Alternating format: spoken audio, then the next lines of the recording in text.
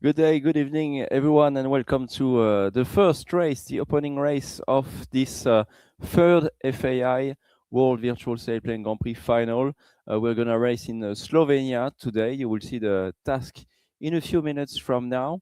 I'm very happy to welcome you here with Jean-David working in the background here for this final. So, welcome everyone. I hope that you are all fine. I wish you all a happy new year, and I hope that we are going to have amazing races with those 20 top pilots. Just a reminder about what happened before. So, last year we had continental qualifiers. So, it all started in Asia, then we went to Africa, South America. Um, North America, I believe, and then Europe, and then the world qualifying event with the top 10 basically of the events who did not qualify, who went to this big qualifying event. So it was something that was put in place after our bid uh, to get into the Olympic esports game with the IOC. So that's why we've done it this way. Usually, if you follow the format for the past few years, we've been doing the virtual Sailplane Grand Prix at the same time as the Sailplane Grand Prix that took place in real life. But for this third edition, it was very different for several reasons. First, for this bid with the IOC, we needed to adapt the format because they wanted something very specific with continental qualifiers. And then we did that as well because it's the first year that we are racing on Condor 3. So now it's going to be the second year, actually, in 2026. So it's a huge change. And as well, last year, there were not enough landscapes available worldwide in different countries to host different Sailplane Grand Prix around the globe. So we are not able to follow the series even if we wanted to do that. So that's why we had a very specific format designed for this third edition, and we'll talk during the week about the fourth edition coming up as from this new series. We'll talk a bit about the Sailplane Grand Prix, obviously, as well. So that's why we have done that. What I suggest is that we are now going to have a look at the competitors, the 20 pilots who qualified, and we are going to talk about them a little bit before having a look at the race of the day, at this first task. They will have very difficult and different challenges throughout this race week. So you will see it's going to be quite impressive, I think, and the pilots are going to like it. Let's have a look now at the qualified pilots. So first is obviously Arne Martin Guttler. Is the reigning world champion of the virtual sailplane Grand Prix. He won in 2023 the world final, so 2 years and a half ago. So Arne Martin he competed as well in the real World Sailplane Grand Prix final in Saint-Auban in 2025 last year, in August last year. So a great profile. He has a lot of supporters in the comments and think they're going to be there for him. Then so we have ranked them via the qualifiers that took place. So then the first continental qualifier was in Asia, organized by Naoki Takishi, that we really thank. He's done an amazing job there. He was live streaming the races, and he's done some Japanese comments as well for the people living in Japan and Asia. So it was really nice to follow. So we have Ukyo Tsutsumi in Uniform Tango and Yuki Kazama. They are both around between 20 and 30 years old, around 25 years old, both of them. So young pilots, and very happy to be there together. We will talk about them later on during the race or in the coming days when they take the lead at some point, because we have some good things to discuss about them, very interesting stories. Then we have Nico Bianchi and Santiago Lopez, who qualified through the South American qualifiers. So Argentinian pilot, he's an airline pilot, Nico, and Santiago Lopez, who competed to the first world final, the first Virtual Sailplane Grand Prix final in 2021. So he's coming back. Then we have Dafir Araki. He's He's been qualified through the African qualifiers, Moroccan pilots in 8 Fox Echo. Then David Redman, who is well known in the community and usually gets a lot of podiums during our events. David, a very, very good pilot from Australia. So David and Richard Frawley. Richard is flying in real life as well. He was flying, I think, nationals last week in Australia. So a really good pilot. I think he owns a GS3. I'm gonna have a look at that again, but I think that's correct. So both of them, they qualified through the Oceania qualifiers. Then North American qualifiers, we have Davis Chapins, the best, one of the best, or the best US pilot for sure, doing a lot of work as well for the community, for the US community, organizing the national championship in the US. Ryan Wood as well, that's been there. He's been there doing some live commentaries as well for us a few times. So very happy to see him racing and qualifying. For sure, I think the best Canadian pilot here. Then let's go to the 11th pilot here, a well-known pilot now, Jeroen Jannen from Belgium, very, very talented pilot. He won the World Gliding Championship last year. So definitely a big favorite for these finals, and he will be closely monitored by the other pilots. Then we have Juan Schwetzwecker, one of the best as well in Oscar Niner, German pilot, with Janus Staff in November. And then we have 2 Polish pilots, Witold Trosak, who finished second of the first Virtual Sailplane Grand Prix, and Maciej Cielsak, that's his first finals. We had 5 or 6 Polish pilots in the last finals, so it was definitely the biggest country, most represented country, and again, it's the most represented country, Poland. But we will talk about the last 2 later on, Arthur and Kuba. So the 6 between 11th place and 16th place are the ones who qualified through the European qualifiers, continental qualifiers, so 6 pilots. And after Witold and Maciej, we have Sean Churchill, who competed to a lot of our races, very, very good British pilots from the UK. In Sierra 19, we have Norbert Kiss, who is doing live streamings as well, usually. So maybe you can find his live streaming and the view from the inside, from his point of view in the cockpit. Norbert Kiss, really a great pilot, very well appreciated in the community, Norbert. So Norbert, Arthur, Kuba, and Doug, they qualified for the World Qualifying event. So a lot of pilots from around the globe had the chance to do that, to compete there. And in the end, 4 Europeans qualified through it. So Norbert, Arthur, Duke, Kuba in Kilo Juliet. So Arthur and Kuba, they competed to the second world final in 2023. So and they did a really good job, very great performances from them at the time. So looking forward to see them race again. And then we have Duke from the US, who qualified from this world qualifying event. So we expect very nice races. As I said, I know all of the tasks. They are well balanced. Some are very difficult, but it's going to be a challenge for sure. They are still going to be racing fast, but they will need to slow down. Sorry, at some time, from time to time. I mean, so let's have a look at today's race now that we've discovered the top 20, the 20 qualified pilots for this finals. So as you can see, we are in Slovenia, and so Slovenia is between Italy and Croatia and Austria, as you can see, and a small part going to Budapest, so near Hungary. So that's where is located Slovenia, and we're gonna race on the Slovenia tree landscape, but we're gonna go along some of the countries around here. But today we are focusing for the first one on Slovenia, even though we're gonna race close to Croatia and Italy. You will see for the last leg. Let's have a look. So at the start is Postojna,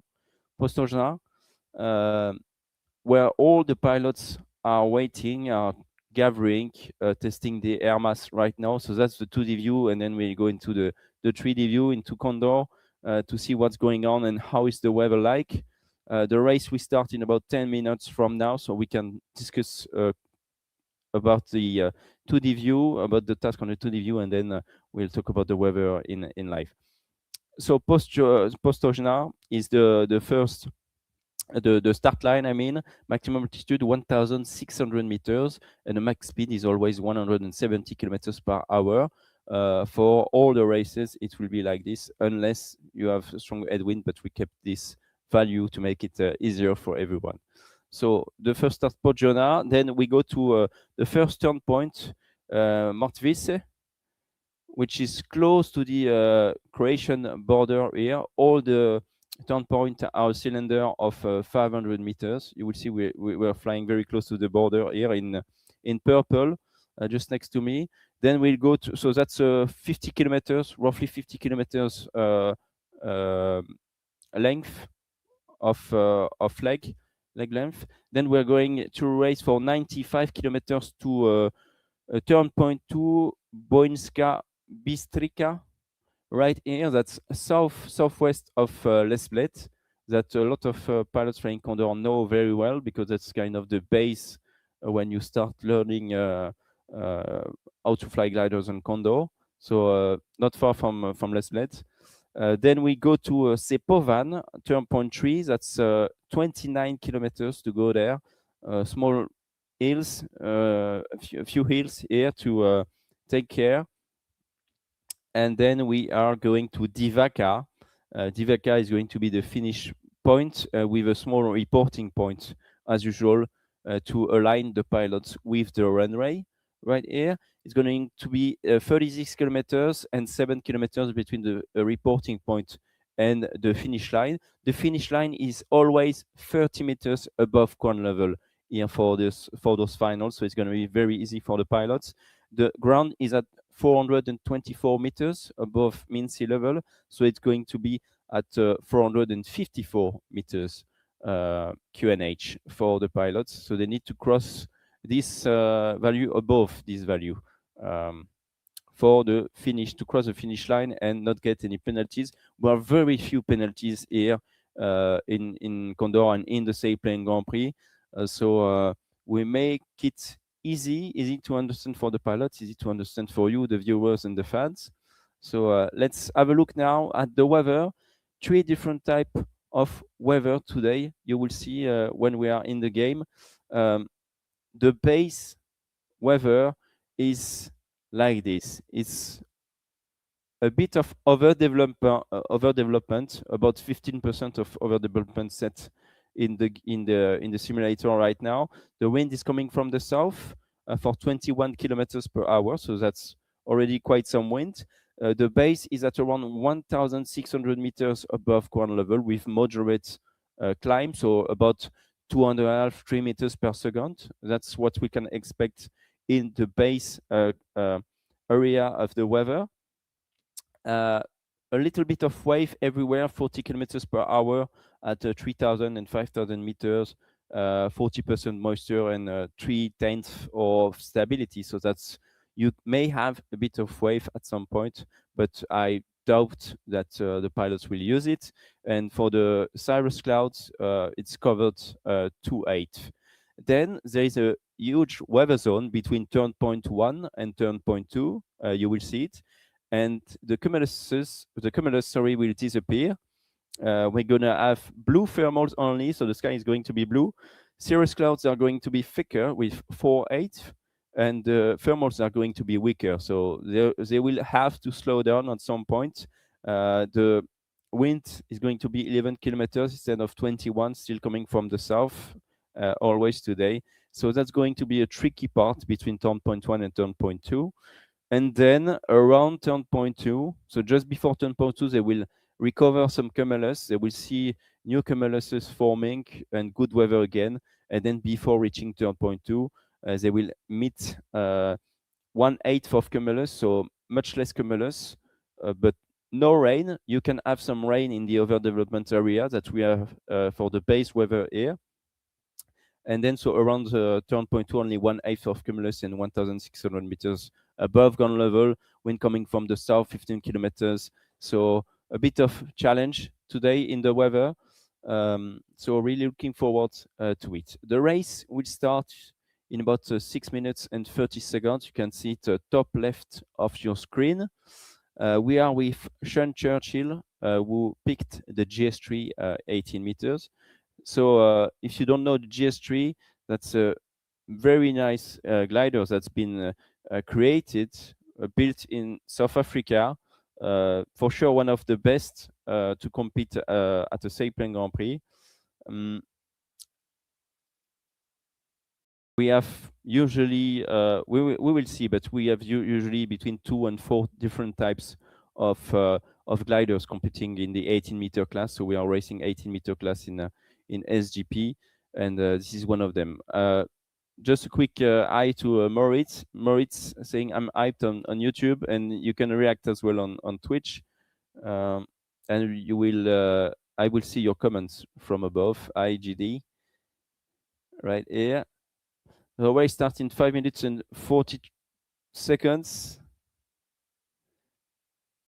Blitz B65 on Condor. Hi, Brick. Nice to see you. You can ask your questions, everyone, and you can give any comments. Encourage your pilots. Tell us who is your favorite pilot and so on along the race, and who you think is going to win this first race, for example. So just a quick discussion about the GS3. I'm gonna come back to it. So built by Junkers. It is very well optimized aerodynamically. It's a high-profile wing, which is quite different from what we used to see before. We used to see just the wings, just like the Venture. You will see the difference later on. They are all racing with a wing loading of about 50 kilograms per meter square. Here during the Sailplane Grand Prix, the virtual Sailplane Grand Prix. In real life, it's been increased, this limit, to 51 kilogram per meter square to accommodate the new generation gliders, the RES and FES gliders, so the electric gliders who can sail-launch. So that's why it's been increased to 51. And yeah, so maybe, so I see GS3 here. There will be a lot of GS3 because that's one of the pilot's favorite for sure. Very stable and very good climber, very good performer to do some dolphin flight. Do we have any Ventus 3 or GS1 or AS33? Just GS3. Okay, so we're going to have a monotype event then, because they all picked the GS3, which is quite fun. And as well, it has a huge VNE. The maximum speed is quite high in the GS3. It's better than the AS33. So the AS33 is from Alexander Schleicher. It's really the best glider in Condor and in SGP, most probably based on our calculations at 50, 51. But you're quite restricted with the AS33 because the max speed is lower than on a GS3, and usually the pilots are pushing really, really hard at the end of the races to win the race. They are really neck and neck, so wings to wing from time to time. So they need those extra kilometers per hour. There is like 10 to 15 kilometers of difference between those. So that's probably why the pilots picked the GS3. And as they know that it's a really good glider, maybe they saw that everyone was picking it and they were like, okay, well, if everyone has it, at least I can follow a leader or follow someone. And yeah, it's not bad to see a monotype event because now the pilot skill are very important. Looking forward to it. But as I said, it's not going to be easy, and the Ventus 3 is much better sometimes in mountainous areas and can be much harder than GS3. So we will see. We will see. That's quite impressive already. Anyone has any comment about this? Like, I mean, I'm quite surprised. I was expecting at least five Ventus 3, maybe a GS1 or a 33, but only GS3 is very surprising. We were not expecting that for sure. So that's That's quite fun. That's quite fun. Okay. 1 minute and 40 seconds before the start, we are closely monitoring this. So we are in Postojna, maximum start altitude 1,600 meters, max speed 170 kph in ground speed, and we are gonna go to turn point 1 Mordwitz for around 50 kilometers right there. Wind coming from the south, so coming from the right side of the pilots. Right side of the track is the wind, and you see some nice hills right there, which will help getting even better thermals. Pilots are getting ready now, descending and approaching the start line. Race starts in 55 seconds. You can see the tone of Postojna, and the airfield is south of Postojna, close to the highway. We're doing a S here.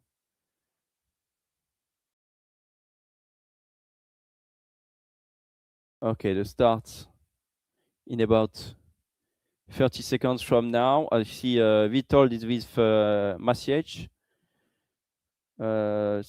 Sebastian Lopez with David Redman. Arne Martin Göttler in Mike Alpha is on the south part of the track. Dafir from Morocco is a little bit behind. Uniform Tango is joining. Jeroen Jenen, top of your screen right now, and 10 seconds before the start. 5, 4, 3, 2, 1, go. The race is on for the pilots, and Kilo 12 is crossing the start line first. Duke from the USA, followed by Davis Chapins, Jeroen Jenen. We have Nico Bianchi in 330 here. David Redman on the track with Maciej. Let's go with David Redman here. Nice view. At 220 kilometers per hour, David. So they are accelerating after crossing the start line.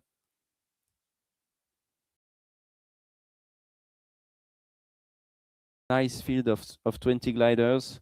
And now it's going to be interesting because either they will stop very quickly to get to the ceiling, or they will try to escape from the crowded first thermals, because there are a lot of options in front of the pilots. You can see already the rebounds behind the pilots. They are doing push and pulls, so dolphin flights here, which is something we usually do. It's a lot of pull up to slow down, to get some lift, and then you push the nose down to speed up again in the sink. And that's what we try to do in gliding. Regatta start, yes, of course, Guillaume. Welcome in the race tonight, and it's always regatta in the virtual Sailplane Grand Prix. They all start at the same time for a regatta race. So just like in sailing or in Formula One, they all start at the same time, and the first one to cross the finish line will be the winner of the race today. You can see the hills here. You can see the clouds, the shadows of the clouds on the ground, and the wind is coming from the right side of your screen. So it's actually blowing quite well on those small hills, and probably they will stop in a few seconds now. I can see David Redman turning left to get a lift. It's probably here. You will get 2, 3, or 4 lifts in this area because you see the wind is blowing against those small hills. Very well alimented hills. The sun is shining, good cumuluses. So there are a few options for the pilots. They are not forced to stop with David. They can also continue and try to get another one, but obviously you don't want to miss the first one. You can see Maciej is not stopping. He's trying to get another one. There is for sure another thermal that might be better than the first one that David is taking now. 1,650 meters. So when they are slowing down like this, they are trying to gain altitude. So they are slowing down at about 110 kilometers per hour to climb. They do some circles like this, and they try to climb in the thermals. Yeah. So a thermal, if you don't know what it is, we've worked. I'll show you that maybe later on a screen on the iPad. We worked on uh, a huge media guide for the Sailplane Grand Prix with terminology terms for the public and the fan and journalists to understand what we are doing. For example, for a thermal, we will explain it by saying it's a column of rising warm air because you have warm air just like in your kitchen rising, and then you have cold air going down. So it's a column of rising warm air generated by the sun hitting the ground, and it's kind of the fuel station of the glider. So we are stopping from time to time to get some more energy in the warm air, and then when we think that it's better ahead, or when we've reached the maximum number of energy we can get, so we cannot get into the cloud, so we need to stop at the base of the cloud, for example, then we need to continue the race and to do again some dolphin flight or some transition flying or some street flying. You can see street clouds. So streeting is just flying along uh, nice clouds like this that follow each other. And a very nice view with Richard Foley here trying again on his left. And you can see really like there are a lot of nice clouds here. Nico Bianchi and Kuba are stopping. David Redman, they are all stopping right here at 1,800 meters. The weather is really good, honestly, and we expect to see some rain. You can see it already in the background. There will be some rain to go to the turn point, so they will need to avoid a bit the rain, because the rain then, if you get into the rain, your glider is going to be greatly affected aerodynamically. So you need to avoid it at some point.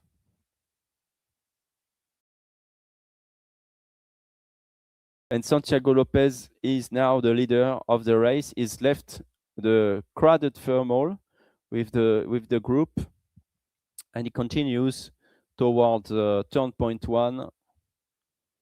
They've flown 9 kilometers, so 40 kilometers to go to the turn point 1, following the hills. The wind still coming from the right, and then we can expect him to cross this valley. You can see the valley here. You can see the shadows. We really use the shadows on the ground that you can see to kind of being able to see where is the next thermal, where is the next cloud. You see a lot of clouds in front of you, but sometimes difficult to manage and to understand where is the next cloud located. Is it just 10 kilometers away, or is it 20, 30 kilometers away? And being able to see the shadow of the cloud will really helps you to understand where is actually this cloud and if you can make it to the next thermal. Nico Bianchi, the Argentinian pilot here, really doing dolphin flight. You can see a great pull up and then turning left. Stopping, definitely stopping here. You can see slowing down. Kuba is right here. Very great pilot, Kuba from Poland. They are really going to the top. Jeroen Jenen with Sean Churchill. Sebastian Lopez is here. And they are going to leave now. They are going to accelerate to leave this thermal with more energy.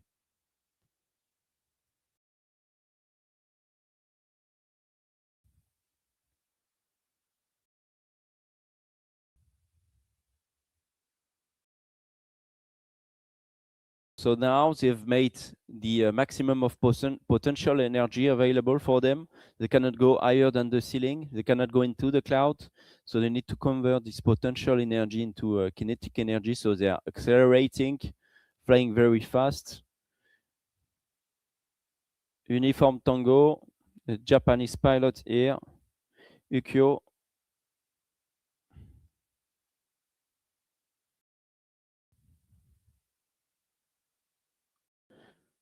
And you can follow us today on YouTube, on Twitch, on Facebook most probably, and on our website. The website is virtualgliding.fai.org. You can have a look if you want to join us, if you want to fly the gliders yourself.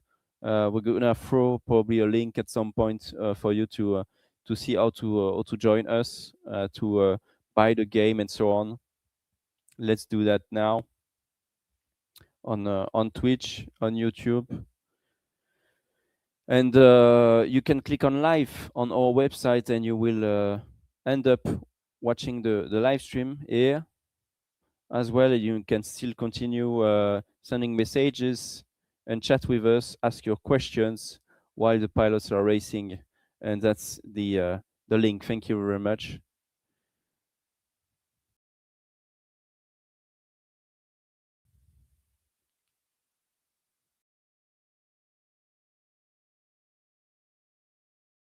Dafir Araki from Morocco. I'm very surprised to see them all in the GS3. Honestly, I don't know what you think about it, but it's absolutely crazy to see them just select the same glider. So it's really a monotype finals that we're gonna have. I love those angles as well. The camera is really lovely. Really like having close views of the gliders. Wonderful pictures, amazing, talented pilots. They are all really nice, honestly. Thank you, Guillaume. They are all really good pilots here. So we are going to have a lot of fun. We will see you. So we have race 1 today, race 2 tomorrow at the same time, and race 3 on Sunday. And then we have a week off, and then in 15 days, well, 14 days from now, we will have race 4, 5, and 6. It's a mid championship of 5 races actually, and the last race, race 6, Sunday in 15, 16 days, is going to be a one-shot race, a one-shot final race, and the world champion is going to be crowned on that final race. And I can tell you that it's going to be challenging, but as well with a lot of rhythm during this last race. We are going to really enjoy it. Back with Witold Rozak from Poland. So the question here from the writer: hi, what do the pilots win? Well, they win a world title at the end of the of the event, so that's not too bad for the one winning. Good luck for all from Danon. Norbert Kiss from Hungary.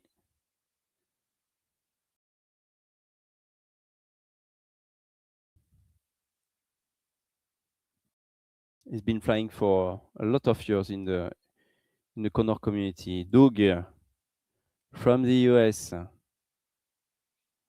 Yeah, it will be interesting to have a look on the weather at the weather in the Condor briefing. Indeed, I can talk about it again later on. But yeah, the weather, as you can see, there is a bit of overdevelopment here in the base weather area in the main zone of the river of the task here. There is some rain showers. You will see it. There are some rain showers. Sorry, but the weather is quite good. I mean, a lot of cumulus, a lot of good thermals, a lot of opportunities, a lot of choices for the pilots. So it's a good base weather. And then we have between turn point 1 and 2, so it's going to be in about 20 minutes, probably from now. They will enter a blue thermal area because the cirrus clouds are thickening. But ceiling is going to be slightly higher, 1,700 meters above ground level, so 100 more meters to use. But yeah, weak thermals. It's not going to be easy there. And then around turn point 2, they will have few cumulus again. But otherwise, it's a pretty good weather. A bit challenging, but quite good rhythm for the pilots. Well, with Duke, with Davis Chapins, the US pilots. Ali Dafir from Morocco said there are no Frenchies there. I do agree. The French cheese were not enough.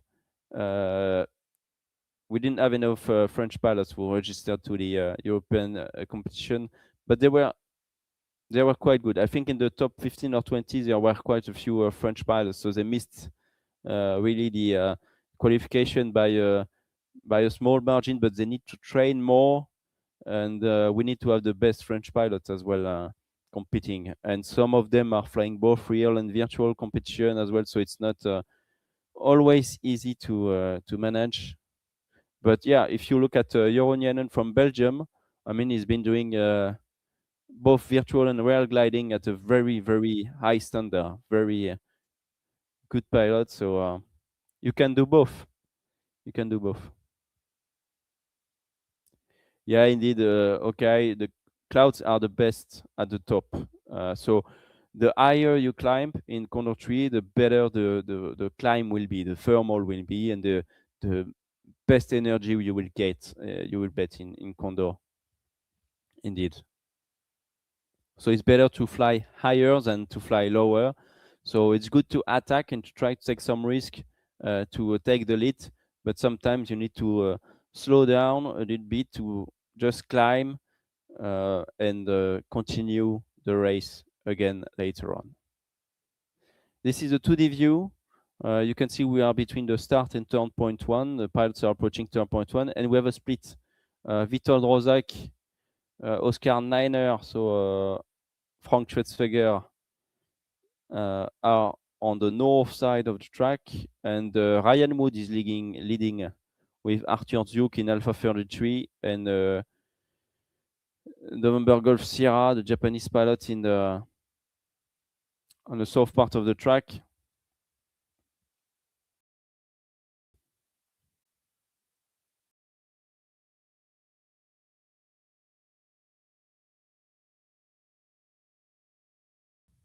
Kuba is right here. Pilot from Poland. Ryan Woods from Canada. Escaping. Here. Escaping. Low save in Condor is quite tricky. Yes, indeed. It's more difficult than it was before in Condor 2. At low level, especially if you have wide thermals and strong thermals, all that energy is going up very quickly, and you're really struggling in the low layers in Condor then. Today, the cloud ceiling is lower, so you can take more risk. You can attack and get lower, but still, you need to be careful. So Ryan is clearly the leader now, and is going to try to take a good thermal, stop in a good thermal. Then we have Kuba and Vitol joining.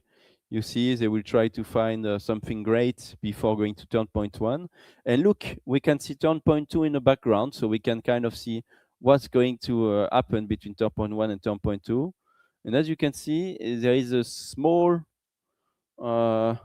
area without any clouds, blue thermals, and it's not going to be easy for the pilots there. So they will probably try to climb as high as they can before going towards turn point 2. Maybe they will want to stay in a gaggle to find some thermals, or they might go through this way, going almost to turn point 3 and then turning right back to turn point 2. We will see. We will see. It's going to be interesting. It opens up the some options for the pilots. It's going to be interesting. Kuba, 1,800 meters, in a fairly good thermal. I think Ryan Wood is climbing well as well. So the average speed for now is about 138 kilometers per hour for the leader, Witold Rozak, and between 100 and 130 for the rest of the field. It highly depends, obviously, on your altitude. Witold is leading because he's a little bit lower than the others, but maybe the guys behind are higher, so they will be able to catch him up. That's how it works in gliding. But basically, if you climb in the best thermals, you will take the lead at some point. You need to still manage to do very good transitions between the thermals, but it's important to select the thermals and to climb in the best available thermals for you. Franz Schwetzfeger from Germany in Oscar Niner.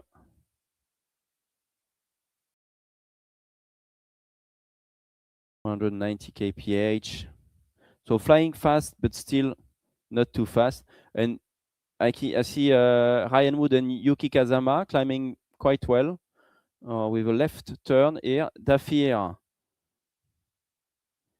Araki is close to them. but he's taking another route.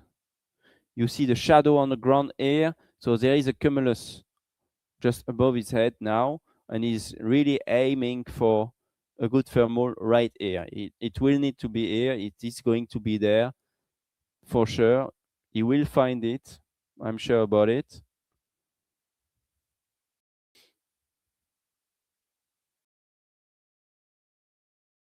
We will see him pull and get into the thermal. There is something here, but he's not convinced yet. Slightly better, slowing down. You can see the speed. And maybe it's not enough for him. You need to select. And if you're not happy, you just continue. Even if you are low, you need to select and take the best thermals.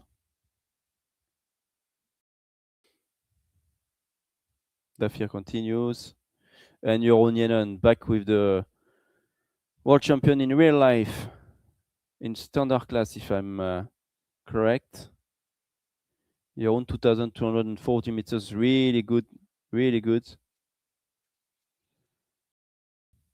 What are your thoughts, everyone, about this first leg for now? Was it easy for the pilots? Who is going to manage to cross the first turn point as a leader tonight? Jeroen is really well placed. And he is with a good group of pilots. Witold Rozak is climbing very high as well. Jan Staff from Germany, really good. Berkolf Sierra, Kuba Juliet. Yuki Kazama is really flying well. He's sticking with the leaders. So that's great. Arne Martin Gutler in Mike Alpha. So before Arne Martin, he was flying with a competition number which was Alpha Mike for Arne Martin, but he bought a GS3 RAS, so that's the electrical self launcher of the GS3, and basically, yeah, he bought a glider and he called it with a competition number Mike Alpha. So then he changed back to Mike Alpha as well in virtual Grand Prix. So we're gonna get used to it. We need to get used to it. Arne Martin is now flying in Mike Alpha.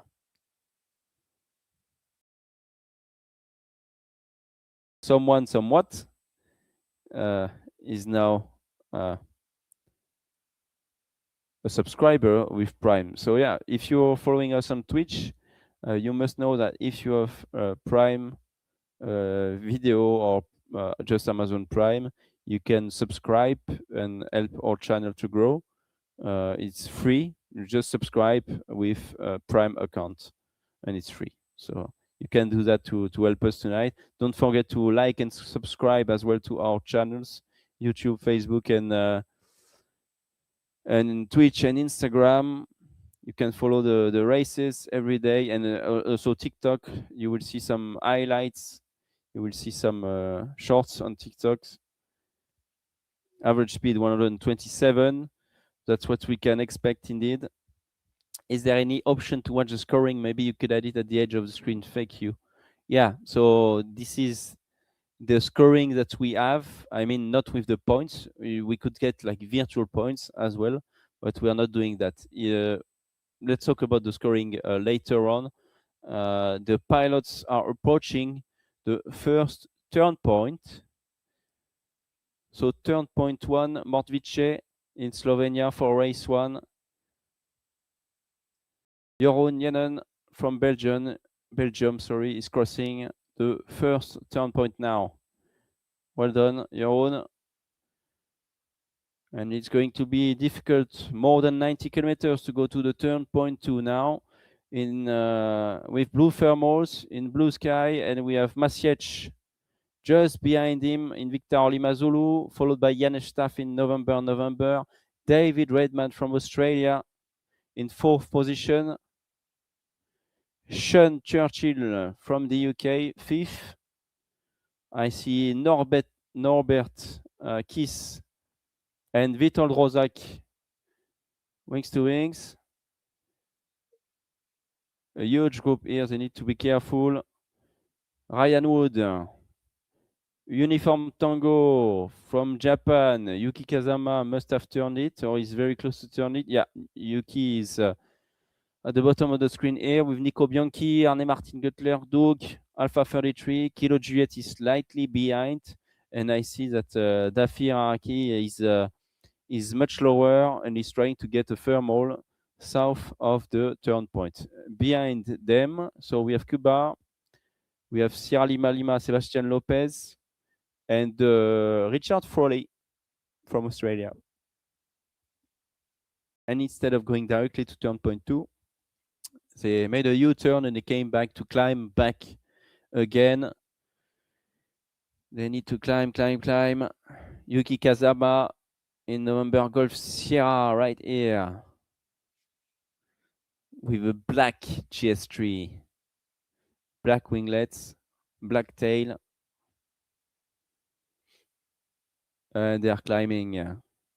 They will want to climb to 2,200 meters again. They are stopping just to get the extra 300 meters needed to go to turn point 2. They know it's not going to be very easy. And yeah, I can see that most of them might try to avoid this blue thermal area by taking those cumulus here, making a detour. All of them are here in the thermal, well placed. And Jeroen, yeah, he's really able to take the lead and to try to get a good gap in between him and the next pilots.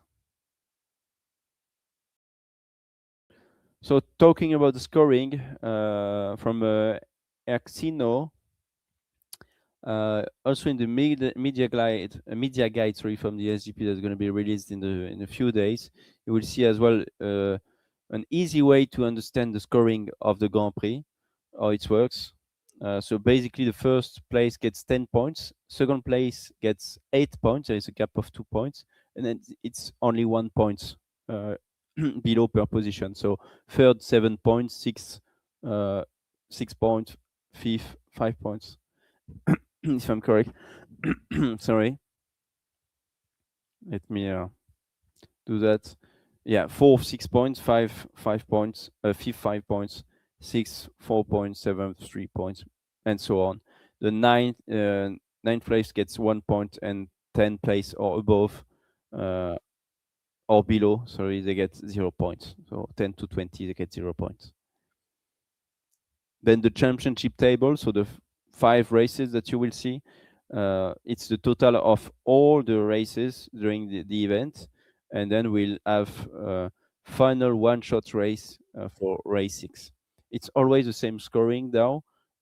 Regatta starts, everyone starts at the same time, and then the first one to cross the line wins the race and gets 10 points. Fairly easy to understand. Yannis Staff, so doing some dolphin flight, Yannis?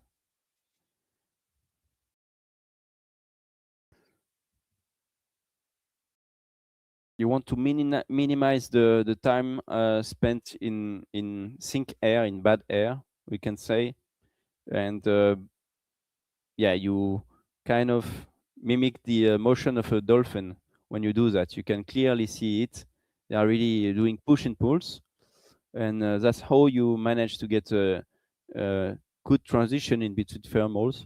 You really try to find the best energy line. So energy line is a specific path through the air where the glider encounters the rising air, and it allows the pilots to fly straight, to fly fast without circling. Basically, that's what they are doing. They are under a cloud street. So a cloud street is just what we see now. You see, it's a line of cumulus air. That's what we call a cloud street. It's a row of cumulus clouds aligned with the wind. You see the wind is blowing from the back. So actually from here, so from the back of them, from the south. And this is what we call the highway of gliding. This is where you just don't stop. You continue, you fly fast, and you don't stop. And we can expect the pilots then to go to the right, most probably to take another cloud street. And yeah, by doing this, by following those clouds, you just achieve very high average speed because you don't need to stop to circle, you don't need to take the fuel stop, you don't need to get more energy. So it's really good. It's really something you try to do as much as you can, and you fly fast, and you really are having a lot of fun by doing this. We didn't say we didn't talk about the length of the task today, but it's 217 kilometers for today. And small info for tomorrow, it's the same task length. We're not racing in Slovenia. Well, not only in Slovenia tomorrow, you will see, but it's also 217 kilometers. So it's pretty fun. And indeed, they are turning to the right to get another cloud street, going to turn point 3 basically, but they will need to brake again to the right to go to turn point 2.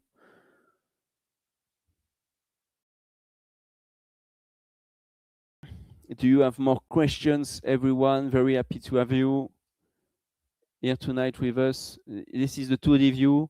So basically the pilots went to the turn point 1 and came back to the start almost. That's pretty funny. If we can unzoom a little bit to have the overview, that's where they need to go. Top left of your screen is turn point 2. So they are really going to have a long leg. It's more than 90 kilometers. You can see Ljubljana, the capital of Slovenia here, and the valley from Ljubljana going to Kranj is afterwards going to Les Bled airfield. That's well known, and the pilots are going southwest of Les Bled to turn point 2. I like this view on the map because you can really see the small hills that they will need to face, and you will see small mountains, and they will need to pass on top of those mountains, cross them, and then come back. So it's going to be a bit difficult. The wind is blowing from the south, so they will be able to get some energy before going to the turn point, and then they will need to come back. It's going to be interesting, challenging for them. And then they're going to do to turn point 3 to the southwest before going to Divaca for the finish with a report point 7 kilometers prior the finish line. Sander Terpstra, I see it live. Hey, Sander, welcome. You're more than welcome to join us, Sander, if you want to try, by the way, commenting virtual Sailplane Grand Prix race. You're more than welcome to try it out and to join us on one of the races. And we are back with Vitold, dolphin flight again. Look at that, push and pull, amazing.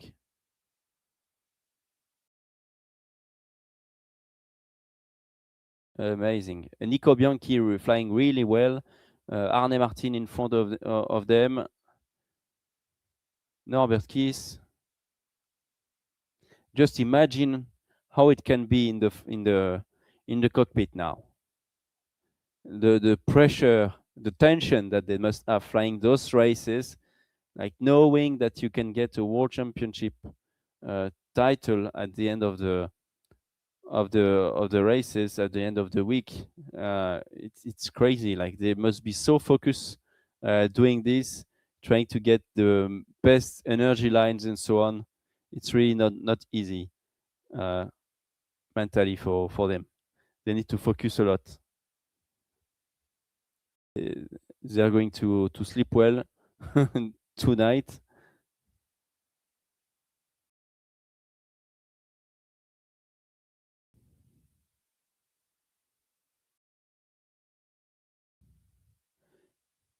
Could you please tell the audience that the entries for the Dutch nationals are open?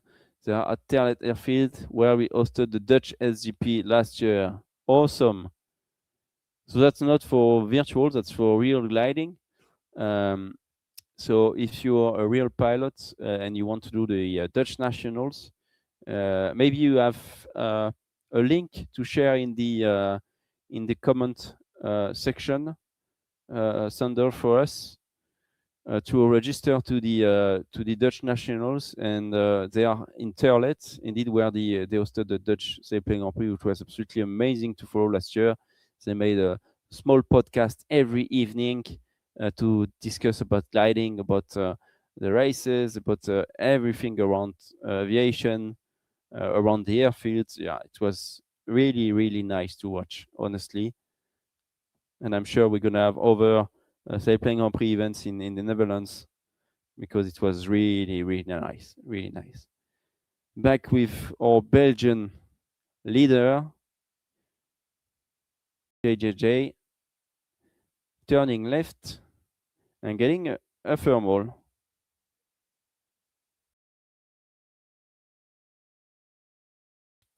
81 kilometers flown out of 217 kilometers. This is tight. This is really tight. They are still there. Maybe we can have a look later on at Dafir, who was really falling behind at turn point one. He didn't find a good thermal, and I think he might be stuck still somewhere. He's 20 kilometers behind. That's normal. I mean, if you are low, it's not easy. So he turned the turn point and is under the cloud street, going to turn point 3, turn point 2 afterwards. And he will try to catch them up again, try to get the best thermals.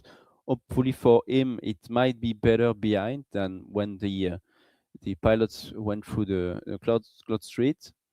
Santiago Lopez is turning right straight to turn point 2, I think. Can we have a look? No, okay. He's going to go to this Cumulus, and he will try then later on to go straight. They are a bit afraid of the blue thermals, but honestly, they are blue thermals.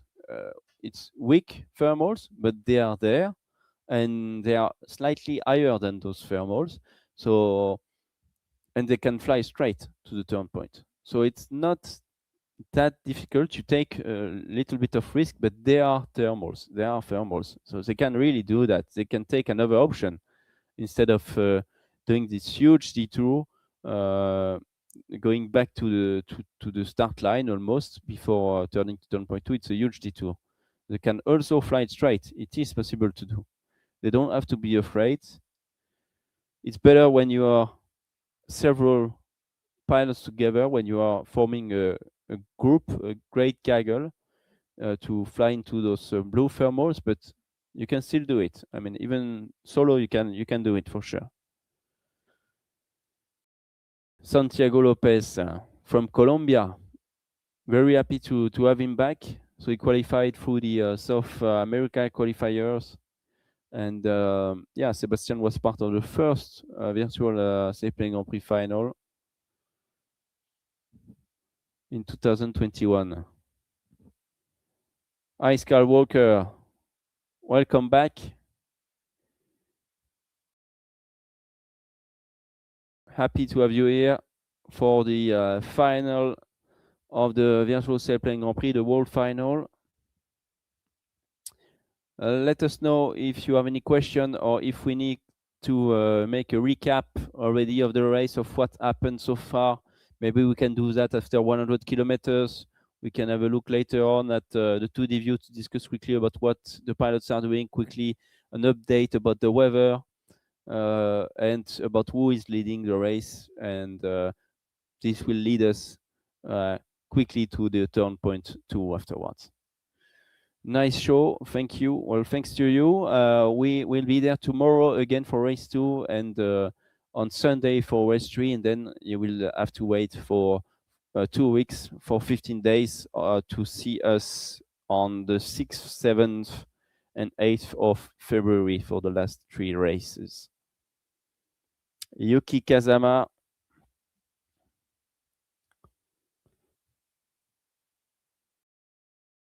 Yuki Kazama. Yeah, so let's talk about Yuki a little bit, as he's been playing quite well so far. So if you don't know how it works in Japan, basically you do aviation schools or gliding schools when you are in university, and they have gliding competitions, but only open to university people, but they don't really have contests like we have in Europe or in America or whatever, for the world championship or nationals, big nationals, and so on. It's really for the people studying in university. Uh, he has approximately 250 flight hours in real life. He's earned the silver badge, the FAI silver badge. He won several student competitions, so he's quite a quite good pilot in real life in Japan. He flew a little bit in Hawaii as well at the Dillingham airfield. Um, and yeah, he's been away from gliding for about 11 years after he graduated, sorry, from university. But he came back a few months ago. Last year, he came back to gliding thanks to Condor. He saw Condor 3 and was like, oh, I'm going to try it out. So he bought Condor and he tried it as from April 2025. So he's just back actually doing some gliding. Um, and even if it's a virtual competition, he said that it was a great honor for him to participate in a world-class event, world-class gliding race like this. Uh, he dreamed of doing that, so he's really happy. He said obviously he's very new at Condor. He's a, let's say, low experience guy, but he will do his best to compete, sorry, in the best way to represent Asia with pride. And yeah, he's flying very well. He qualified for the Asia qualifiers. uh, and yeah, he joined the races that Naoki Takeshi from Japan organized as well. So that's why he's there now. He's very very happy, honestly, to be here, and we are very happy to have him. Uh, I know that the race started at about 4:30 in the morning in Japan, I think. So it's not easy for those guys. I think it's plus.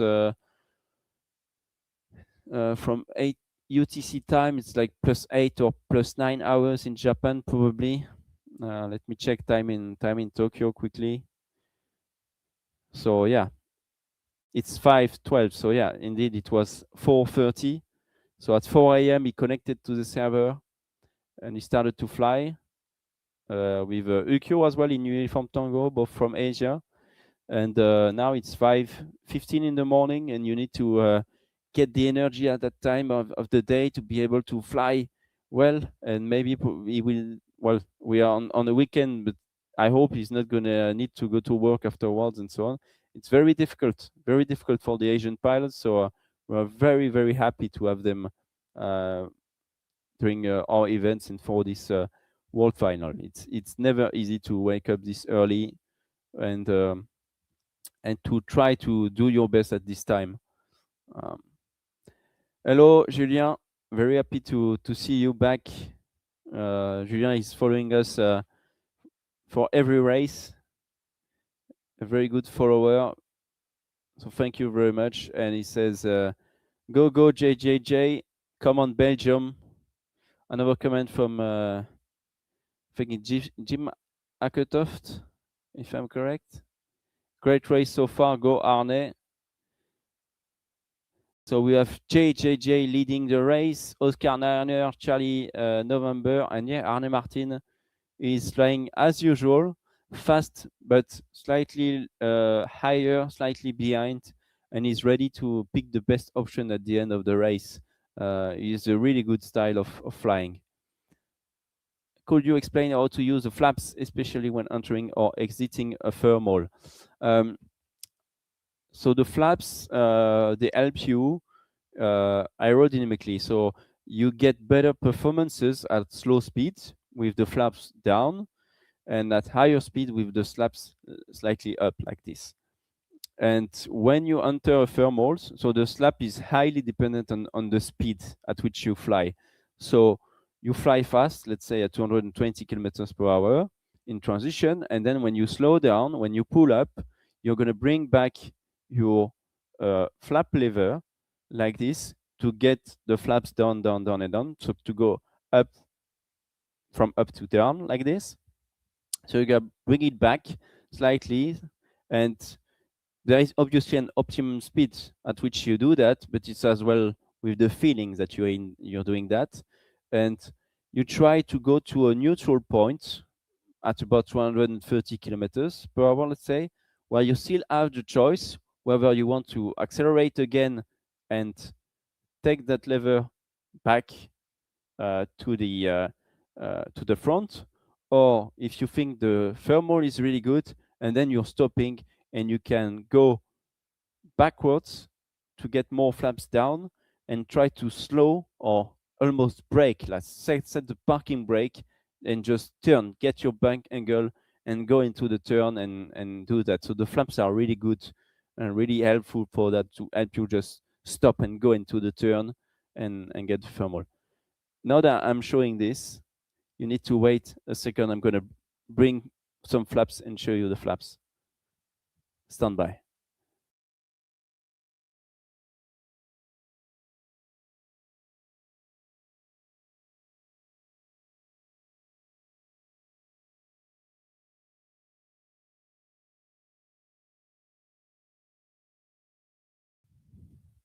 So I'm back.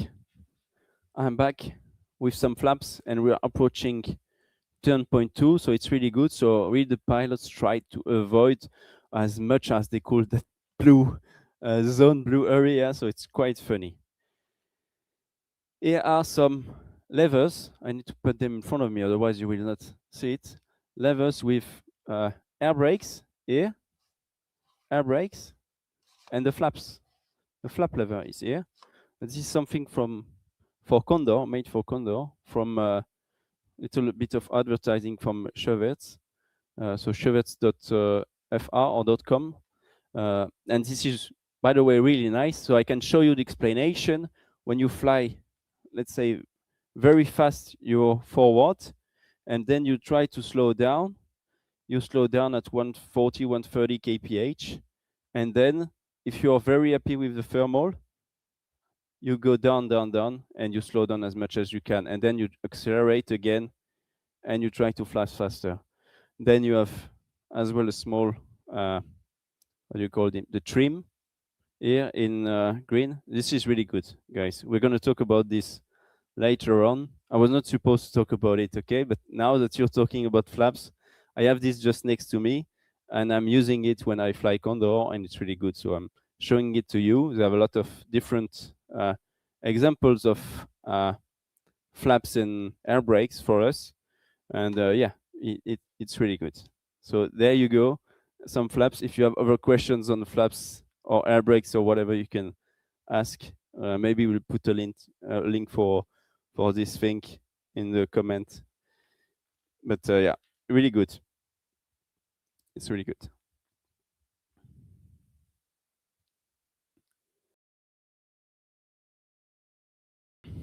Let me try to find that.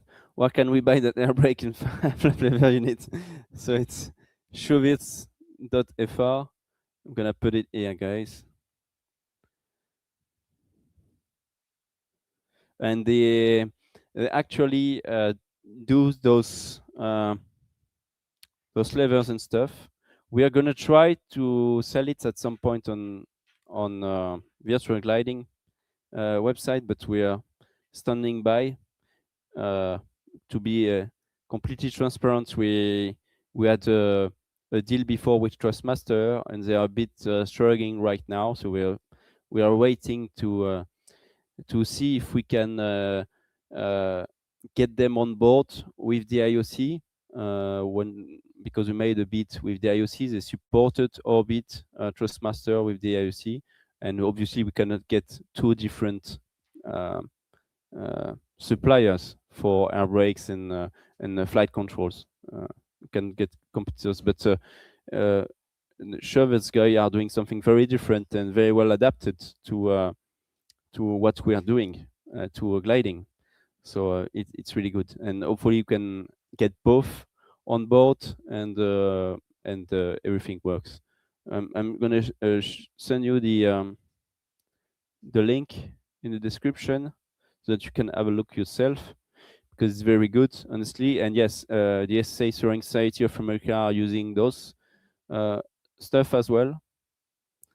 And yeah, they have different type of flap lever. And if you have how do you call this, a force feedback joystick as well with this, it's really good. Like I'm flying, every time I'm flying, I'm using those levers. I'm using force feedback joystick, and I'm using Meta Quest 3 for VR, because VR is absolutely awesome to fly Condor. Like it's really like in the glider, just the same to train in winter time and so on. It's absolutely crazy. It's awesome.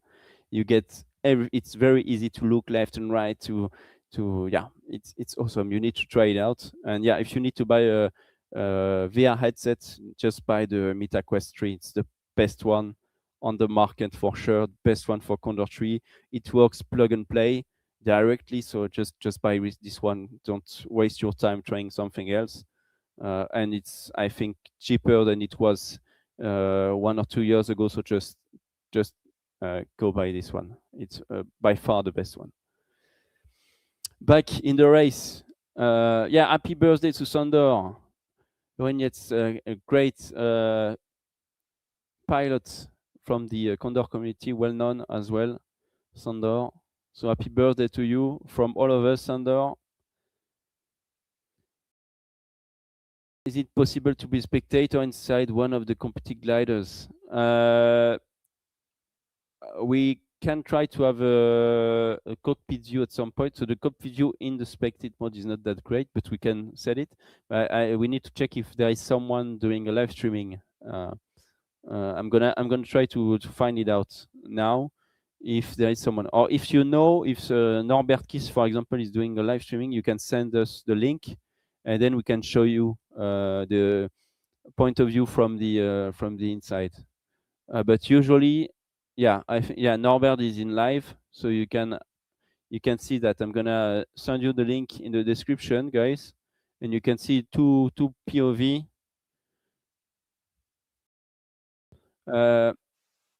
Average speed now is about 150 kph for the laser. We have Masiech, Sean Churchill, David Redband, Davis Chapin in Delta Charlie 1, Jeroen Jenen, Frank Schwetzweger, Doug, number 7th, Norbert Kiss, Janusz Staff, and Ryan Wood, neck to neck with Nico Bianchi in 330. So that's great. You can see the hills here, the small mountains now leading towards the turn point 2. They've flown 127 kilometers, quite fast. They flew quite fast, faster than what we expected, honestly, because they didn't went through that weak thermal area with the blue thermals. They really stayed into the cumulus zone here. So they really had to avoid this. And maybe, yes, we can show as well the, yeah, thank you, that's the 2D view. So you can see we are west of Ljubljana. They are going so fast to turn point 2. It's crazy. It's crazy because they are going to go fast. But then they have some downwind, but they will have some headwind to go to the finish. So it's not going to be that easy, but still the weather is going to be nice. And now they are approaching an area where the thermals are weaker. It's weak thermals, but and only 1/8 of cumulus. Still the same ceiling, and the wind is slightly decreasing to 15 kilometers instead of 21. So that's what the pilots are doing now.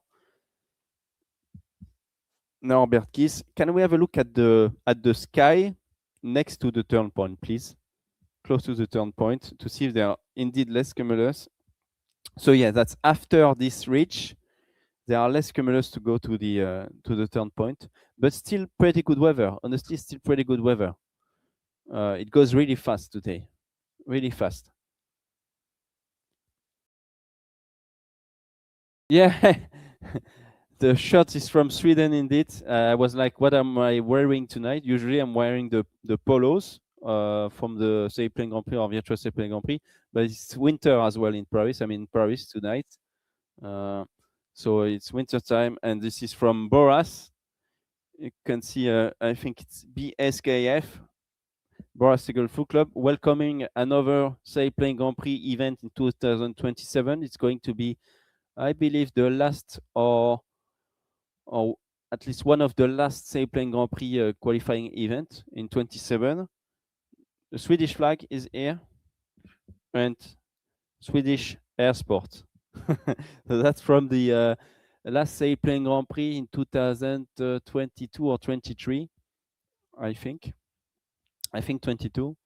It was super nice. Very nice weather with a lot of German pilots. Stefan Langer among them. Yeah, well, that's where he won the his place for the finals in Pavulo, and then he won the World Championship in Pavulo, Stefan. So everything happened in Sweden first.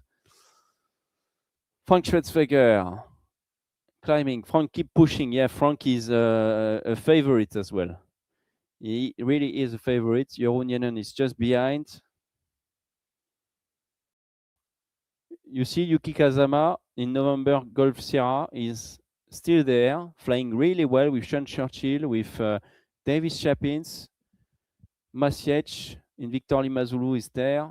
So we have 10 top pilots here, really flying super close to each other, who can clearly win this race. We are not talking about podium, we are talking about those guys who can really win the race now. It's crazy. Can we get the inside view maybe from Norbert, Jean-David? Do you think it's possible to take the view from his YouTube? Because I think it's quite impressive. We're gonna manage that for you. You can go on the live from Norbert too to have a quick look if you want. But the view is really impressive, guys. Here, Oscar 9, Max West. Yeah, and 2,256 meters is approaching the maximum altitude here, Frank. He will need to leave. He's on top, at the top of the thermal. He cannot go into the cloud, so he's leaving with Jeroen, with Norbert.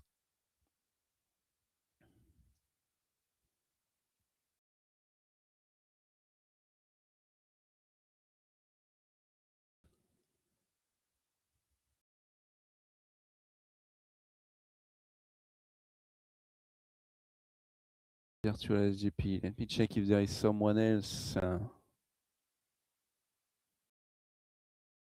I think only Norbert is doing this. And let's go back to the comments for me on YouTube. Perfect.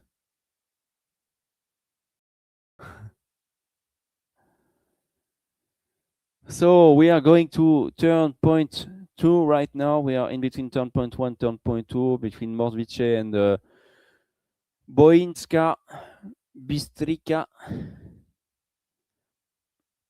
There is no maximum limit in altitude. As you can see, you can go straight. 240 kilometers per hour for Frank Schwetzweger. Flying very fast. Very, very fast.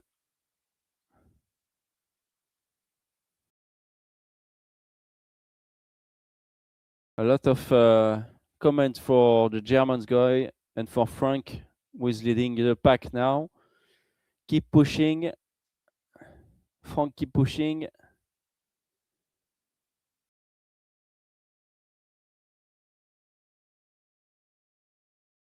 He's going very fast, 230 kilometers per hour.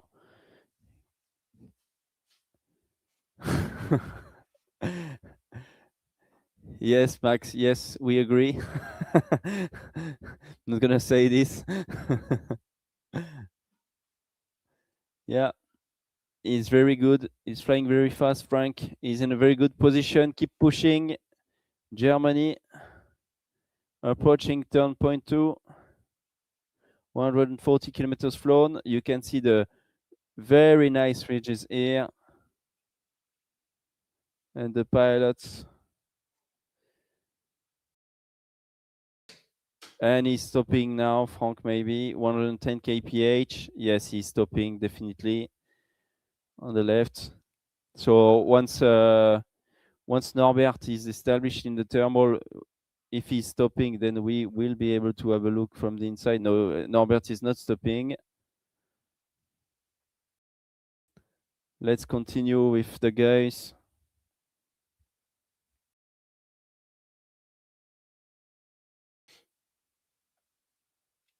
That's a really, really nice view, nice valley leading to the north towards Les Bled, so the lake and the airfield.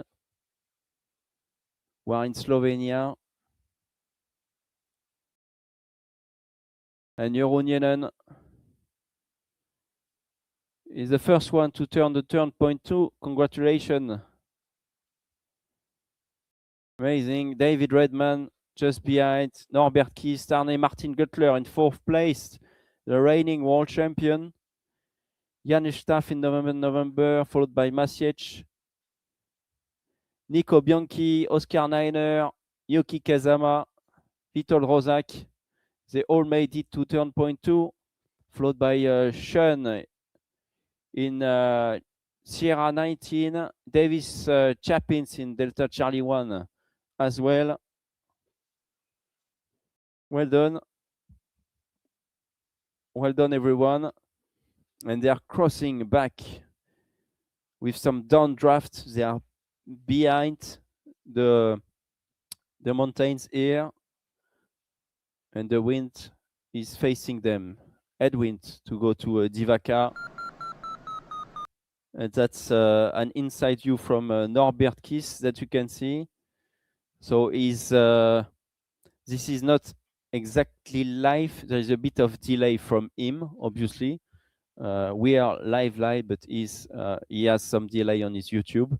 And you can see from the inside how it works. So that's kind of a replay from the inside from Norbert Kiss. You can see Jeroen Jenen in front of him turning, and David Redman second. That's going to be impressive. You can see on his flight computer at the center of the screen, the red gliders is the white glider, and you can see there's someone on his left. So he's really watching out, turning right. Impressive turn. Watching out with David Redman. You could see him using the flaps as well to slow down, and now accelerating back again. You see flaps down, flaps forward means flaps down. You want to accelerate. You take some speed, and he's crossing the path of Ryan Root, Arthur Duke, Uniform Tango, Richard Frawley behind. We see Dafir Araki as well in the background, 20 kilometers behind. And they are going to turn point 3. You can see the cumulus clouds, they are not good. They are not good. They are disappearing, so it's not easy to get a good thermal. So they are escaping from that area, and they will try to get into the slight overdevelopment cumulus, overdevelopment zone that they raced on. 148 kilometers per hour. That's indeed faster than what we expected, much faster. They made a really good job. Indeed, avoiding the blue area was probably the best option to make for them. We had Bamos Nico in the comments from Ercino.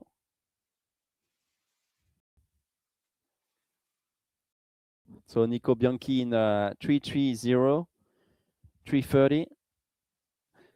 If you are just joining us, the pilots are all flying in the GS3. The 20 pilots are flying the same glider, so it's a monotype event that we have now.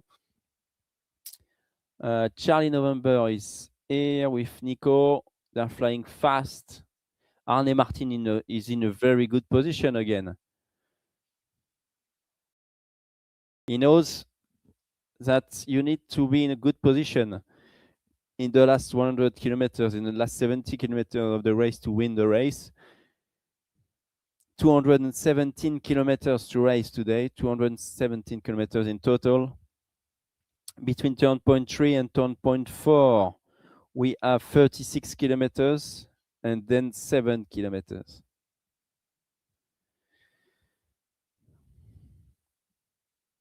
And now we're going to have 30 kilometers between turn point 2 and 3. 30 kilometers for leg 3 of the race, 150 kph.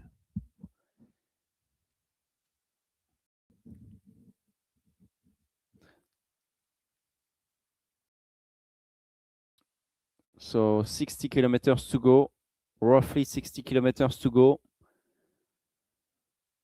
And the minimum height to cross the finish line will be 454 meters.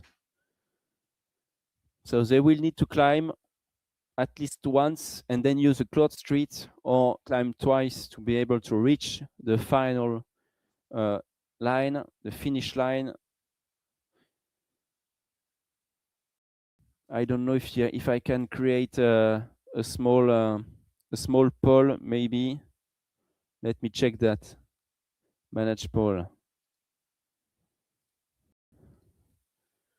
So if you're on Twitch, we're gonna release a small poll.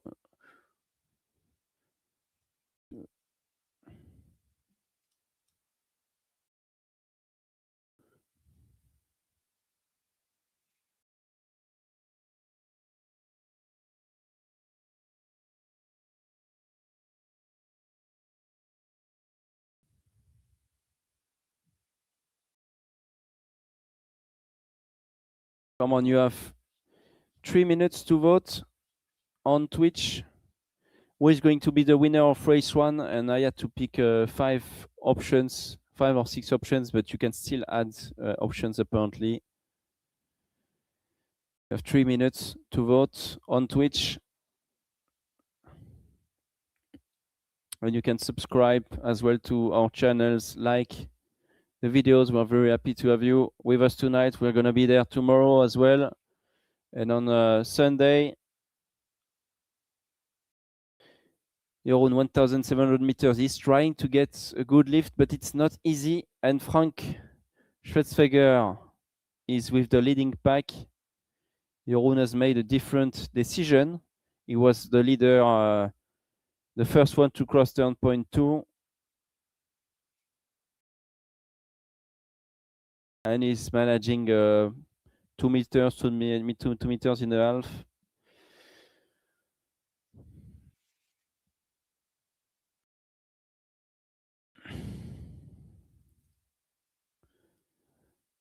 Vote, vote, vote, guys. Go vote.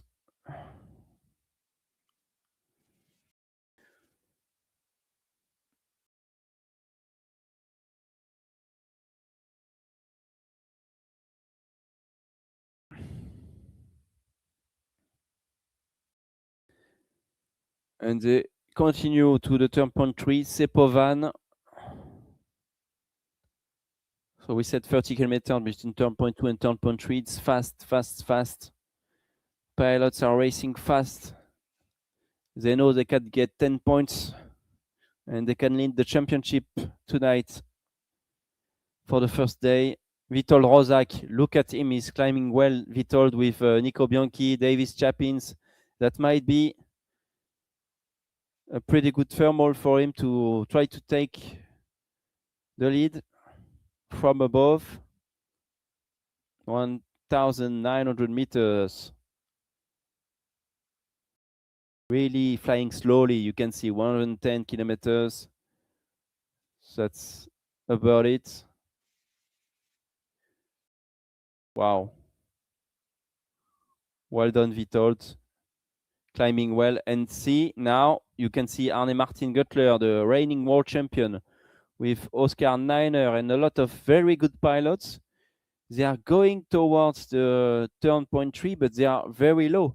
So they're trying to escape this area, which is not very good, to get into better cumulus clouds, into a better zone. But it's a huge risk. Like, I mean, Arne might get stuck in air with Norbert. They are very good pilots, but they might get stuck. Look at the cumulus. They are a bit further away. They are not really at the turn point yet. And you could see you can see in the background some rain and some further thunderstorms here. You can clearly see it. It's going to be interesting. They are going then to the left. They will be able to avoid the thunderstorm and so on. He's still flying fast. He's low, but Arne is still flying fast. He's taking a huge risk. He can win it all. I mean, if he gets 4 meters per second just after the turn points, he is going to be the winner.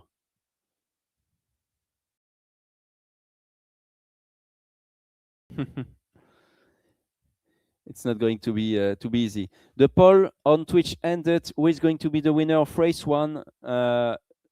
You're saying 60% Oscar Niner, French Schwetzfeger is going to be the winner of the race. And then we get some votes for David Redman and Jeroen Jenen. We will see, guys. We will see. No votes for Arne Martin. No votes for Arne Martin and Charlie November. So you believe that they are maybe too low to be able to win? Very interesting.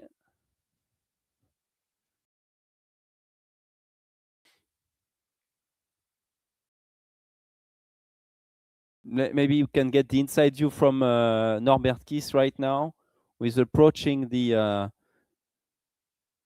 turn point 3. Yes, turn point 3 behind Mike Alpha. So you can see how low they are in the flight deck. That's the view from Norbert Kiss. Awesome. Awesome view. And they are low on the plateau here. They are low on the plateau. They know that it's not going to be easy. And because they are low, they need to find a good lift. But they cannot turn straight to the left to go to the reporting point and the finish line now. So they are losing time by doing this, by being too low. So it's going to be very important for them to climb quickly now to get a good lift. Otherwise, they're going to end up after the top 10 and not get any points anyway. So yeah, and you can see the rain. It's raining towards the reporting point. It's raining, really. So they need to go in between the rain on the left and the rain on the right. And they're getting low on the forest. They need to get something. The escape route, obviously, is to the right to escape. They might find something here, honestly, with the shadow that we see with the clouds above, but it's not easy. It's not going to be easy for the pilots that are low like this. Wow. Okay, maybe you can have a look at Frank Schwetzfeger behind. Okay, Janes Staff is low as well. Okay, let's move back and back and back to see who is in the best position. You see, Jeroen, 1,500 meters in a very good position because he's not too much stressed about the situation now. He is leading and he has enough energy to fly a better route and find a good thermal before joining the finish line. Vitol Rozak is in a very good position as well. He made a very good choice. I like his transition, taking care of the wind, taking care of the valley, of the small ridges, trying to fly very well. Nico Bianchi from Argentina is well placed as well. Okay, let's focus on the guys. Let's have a look quickly behind, and let's not focus too much on what the guys in front are doing because we don't want to give too much information to those behind. Let's see Davis Chapins maybe. I saw that he was slightly behind. Yes. Okay, they are going towards the turn point 3. Who else do we have behind? Can we have a look at Kilo 12 flying in the thermal? Okay. At 1,400 meters. So he's climbing. That's a good view. We see Santiago Lopez behind, Richard Froley, Kuba. So they are climbing. They are trying to get good climbs because as well they saw that in front of them was not that easy tonight. It's not that easy. So I'm keeping an eye on Charlie November, on his point of view from YouTube, and on Arne Martin, on Janes. The three of them are low and trying to find something. Ryan Wood is in a good position. Where is Yuki Kazama in November Golf Sierra? Is he 12th position? It's quite okay. It's a good position. but they need to find something now. I think Vitold is in a very good position now. Vitold is in a very good position. If he finds a good lift, he will make it.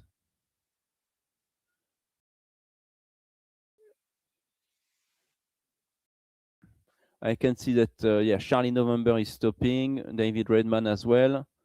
It's challenging now for the pilots. It's very challenging. What are your comments, guys, about this? What's going on?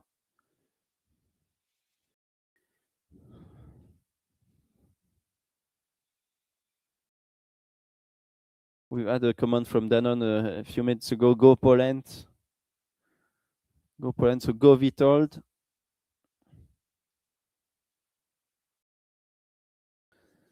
Do you think that we will see one or more outlandings today as well? Do you think that it's possible to see that? I'm looking forward to see what's going to happen. Really, like they are really trying to escape this area now with the rain showers, few thunderstorms.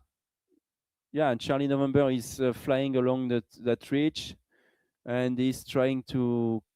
He tried to climb, but he left, and he continues with Arne Martin, with David Redman. Oh, it's not easy. And Vitol Rozak is in a very good position, much higher than them. Told you. We told he makes good decisions in SGP. Benfest, we didn't talk about Benfest yet. Benfest, the first winner of the Virtual Sailplane Grand Prix, the first esport winner in aviation, actually. He's not there. He's not flown Condor this season, so he's not. He didn't qualify, obviously, so he's not there to compete for the third Virtual SGP World Final.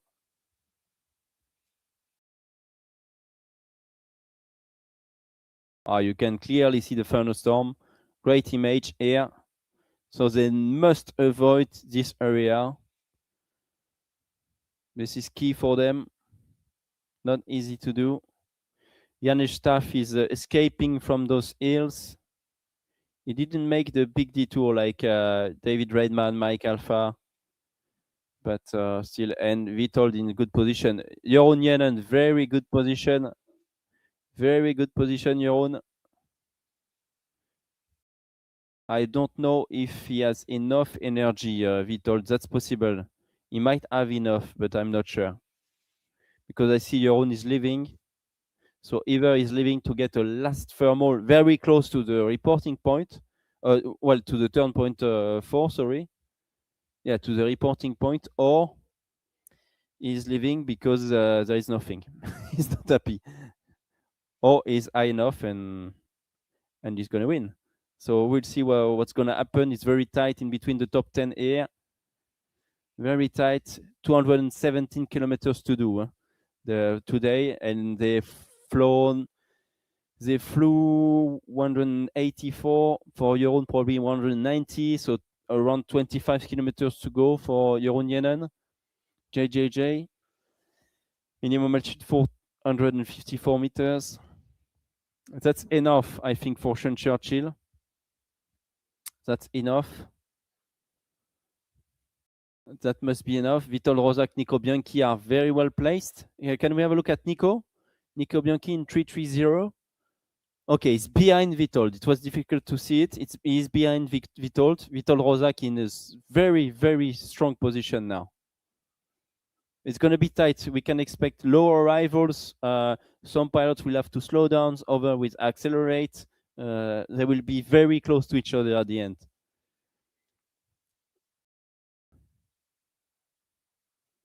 Well done, Nico. Argentinian flag on the tail. Any more comments? Anyone? Who do you think is going to win this first race tonight? That's exciting.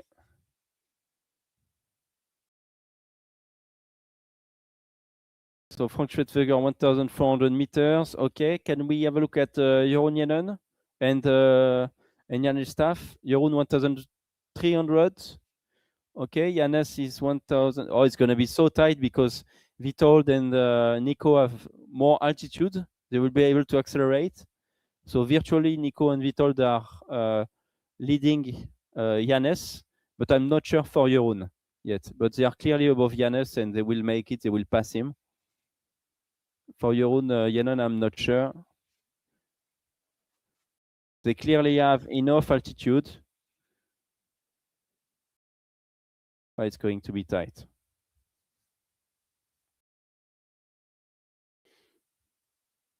It's going to be tight. What a very good view. Thank you, Jean-David. Maybe let's have a quick look at the two. Well, or let's forget about the 2D view because we have a small delay with the 2D view. So let's keep the 3D view. Let's focus on this arrival. So Vitold Rozak, you think is going to win Skywalker? That's a possibility, a huge possibility. Let's see. Yes, he's above. That's a good view, good vertical view of the gliders. You can really see the field here. Vitold, Nico Bianchi, Oscar Nine, Davis Chapins. He came back. Davis, Arne Martin Guttler, the reigning champion, is on 7th place. Norbert Kiss, David Redman, Masiec, and Yuki Kazama behind, and then someone else that I cannot see. Probably Sean Churchill. Sierra 19, yes, exactly. We have had one disconnection or one outlanding, and I think it's Dafir Araki. Is that correct? Do you know disconnected or outlanded? Do you know that, Jean-David?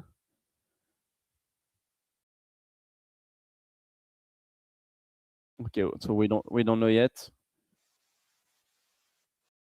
Yeah, probably he was disconnected, so he can continue the flight. Still disconnected, and then give his flight track FTR file to Condor.club. Yuki Kazama flying very well, very well. He might be in the points today. You see it's tight to get in the top 9. Top 9. 9th place gets a point, 10th place or more, and you get 0. I remember Ben Fest, aka BF, known like Beast from the East. Very good pilot indeed. Ben was very good. I think he's doing well. I asked him a few days ago if he wanted to, or if he was available to join to comment the races with us, but he wasn't, unfortunately. But I know he's going well, doing a lot of cycling at the moment, Ben. Let's go, Masiec in Victor Lima Zulu. Masiec Cieslak.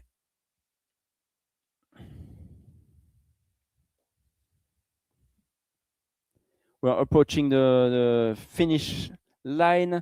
Jeroen is 10 kilometers away from the finish, 10 kilometers, 3 kilometers away from the reporting point, flying 200 kph at 800 meters. He's got 400 meters spare, a little bit less actually, 350 kilometers, 350 meters, sorry. So it's not going to be easy. They just need to reach the finish line 30 meters above ground level. 3 kilometers is a lot to catch up on final glide, I bet, for Jeroen. Yeah, and Jeroen, you know, is a very, very good pilot. Let's see if Vitold can make it. They are 3 kilometers behind Nico and Vitold. Yes, that's a lot. He did that a lot, and he's not flying fast enough, Vitold. Where is Nico? Must be just below. No, must be below him. Just below him. Yeah, same speed. Okay, just next to him. They didn't take the same route at all. Interesting. Can we have a look at Oscar Niner? And Jeroen crossed the reporting point. Jeroen, he passed the reporting point just now. Well done, Jeroen. The 2025 world champion. might be the leader of the World Virtual Sailplane Grand Prix final tonight. He might be the winner of the race.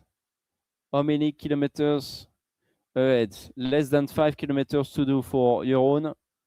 Flying very well. There is a small electrical line for the pilot who will accelerate. Yes, there is one here, another one later on. It's going to be close and tight between Witold Rozak and Nico Bianchi. And Yuki Kazama or Frank Schwetzweger might lose 1 or 2 places. Davis Chapins is here. Oh, interesting. That's going to be interesting because some will have to slow down at some point. Jeroen really respecting flying above 545 meters. 554 meters, sorry, minimum. 454. And we are approaching Divaka, the finish line. Exciting, there is no much lift in the end. And we have our winner for today, Jeroen Jenen, the 2025 world champion in real life, is the winner of race 1. Congratulations, Jeroen, winner of race 1 of the third FAI World Virtual Sailplane Grand Prix final. Jeroen, race winner, is closely followed, and a huge fight between Witold Rozak and Nico Bianchi. Very impressive. Look at that. What's that?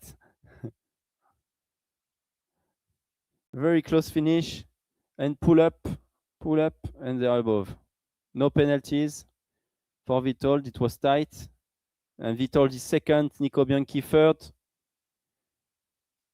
Divaka for race 1. Davis Chapins, Yuki Kazama or Oscar Inaner. Yes, Sander, Jeroen is the reigning world champion in real gliding. Exactly, he's a beast, both in real and virtual. Well done, guys. Davis Chapin's flying very low. Yuki Kazama, the Japanese pilot, is going to score some good points. Well done, Davis Chapin from the US, Yuki Kazama, Maciej Cieslak, and Oscar Niner. Oscar Niner is first in front of Maciej. Then we have Sierra 19.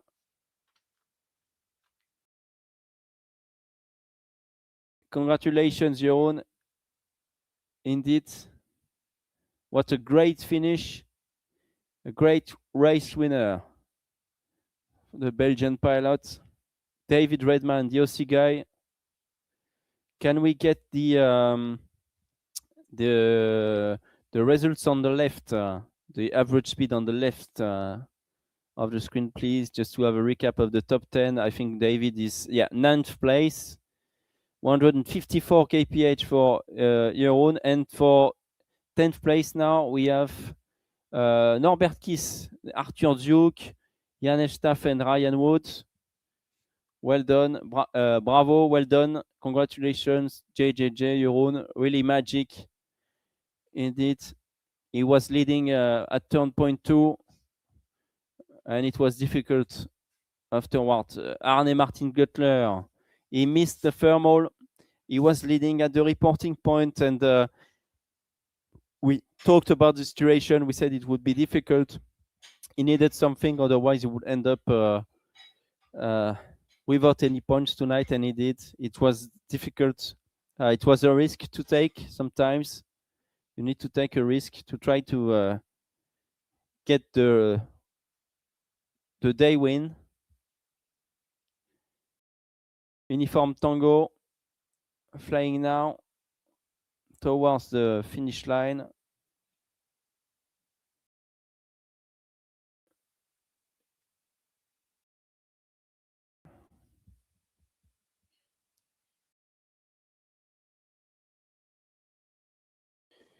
Uniform Tango, Ukyo Tsutsumi. We'll have the time to talk about him tomorrow or the next day. Maybe we can. Are you able to make a replay of the arrival from Norbert Kiss or not? Yes, you can do that. Let's do it. Okay, awesome, awesome. We have the same ideas with Jean David. So that's the replay.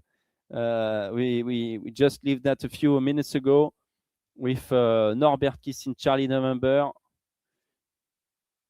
I'm trying to see who is on his right here. It's difficult. It's crazy.